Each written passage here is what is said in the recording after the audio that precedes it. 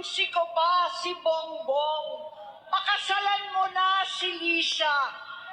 Naisip ko noon, kapag nag-asawa siya, malalagay na sa tahimik at magkakaroon ng direksyon.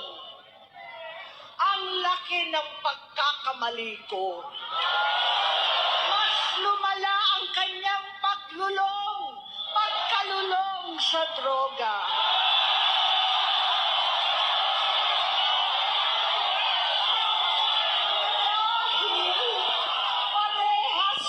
Silang mag-asawa.